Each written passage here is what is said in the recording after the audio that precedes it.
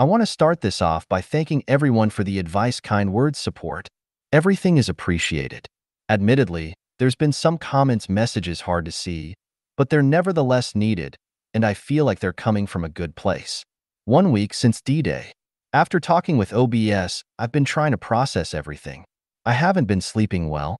To know that my wife, who I've known since we were 5 years old and started dating at 13, who had been my best friend/confidant, had an affair. I feel like an empty shell. When I step outside, I feel like people know and they're secretly laughing at me. Has anyone else felt that way? I decided to break and see to request a timeline. The plan was to go Sunday without warning, and if I'm being honest, I wanted to give her another chance to be truthful and to see how she'd been living. Some mentioned AP could be at our home. It was painful to consider that she could be defiling the home we shared together for most of our adult lives. But after everything, it wasn't far-fetched. I texted OBS for a description of AP's car and why I needed it. She sent the info. I made the drive back and looked out for AP's car, but it wasn't around. I went into the house to find my WW by herself on the couch. She was stunned to see me. Her eyes were red and a little puffy, like she'd been crying. I hated seeing her this way, and I had this urge to comfort her. But then I recalled how we got here in the first place. It was confusing almost, not acting to help her. My WW called my name with a sense of relief and moved toward me, but I asked her to stop. She did, then said that she'd been worried about me and thanked me for coming back home. I asked if AP had been in the house. She said no, but I searched the house, and she followed after while promising that he was never here. I didn't find anything that suggested AP was. I asked if she had any contact with him. She admitted he left a voicemail, but she didn't call back and blocked his number. She showed proof of this. We sat at the dining room table to talk. At this point, I tried not getting lost in emotion. I told her I would like for her to answer my questions. She agreed to do so, and that she's just glad I'm here and that we're talking again. I asked her if she had quit, and she said she hadn't yet. But on the same day AP was fired, she was suspended for a week, pending an investigation. Tomorrow she'll learn the outcome. She said AP's firing was the sole reason she hadn't quit like she offered. I asked her to tell me about the affair. She said she already did, but I told her that we both know there's more to the story, and now I'm giving her another chance to be honest with me, and if I were to discover any lies, then there would be no going back. She was quiet for a few moments, and then she nodded.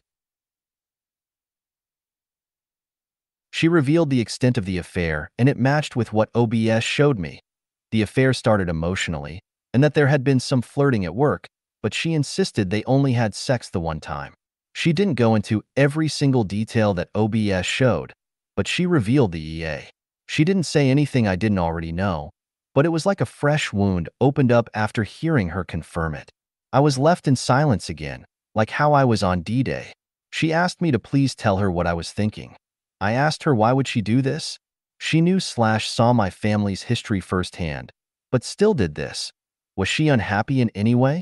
At this, she broke down crying and said she has never been unhappy with me or our marriage, that she loves me and our relationship is the most important thing to her. I said her actions speak louder.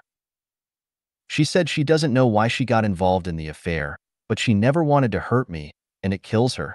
That by the time that they had sex, she made so many mistakes and realized she was in too deep and didn't know how to pull herself out, especially when AP had championed for her at work. She told me that the affair was no failure on my part and that it's all on her. I asked if she felt forced by AP, to which she said that everyone loved him and that as I know there was a boys' club mentality. She said that she froze up during sex. She just kept saying sorry, and if she could take it all back she would. My emotions were slipping, so I tried to speed it along and asked why would she have sex with me, which she initiated. She only said that she felt so disgusting and guilty that she wanted to wash it away by being with me again. I told her she didn't wash anything away. All she did was endanger me to ease her conscience. She didn't have a response. She only kept crying. I then asked her if she ever planned to tell me. She said she wanted to confess, was afraid because she knew how cheating was a deal breaker for me. She thought she could fix it by stopping the affair and not communicating with AP outside of work. She said she stopped texting him after they had sex. I asked her if AP wore a condom, and she revealed sex wasn't planned and that because she froze up, she didn't mention it to AP. She said that she'll never forgive herself and that I have every right to hate her, and that seeing the pain she caused me and being without me within C has extremely scared her. She pleaded with me to give our marriage another chance, but I compared her to my dad, and that remark stung deep. She said she was nothing like him, but I asked where's the difference? She tried to take my hand, but I moved my hands out of the way.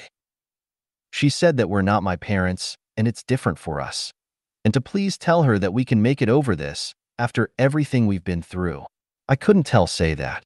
I then made my timeline request. It seemed to terrify her, but I insisted, and she agreed. I told her that we needed to get tested. She agreed without an issue.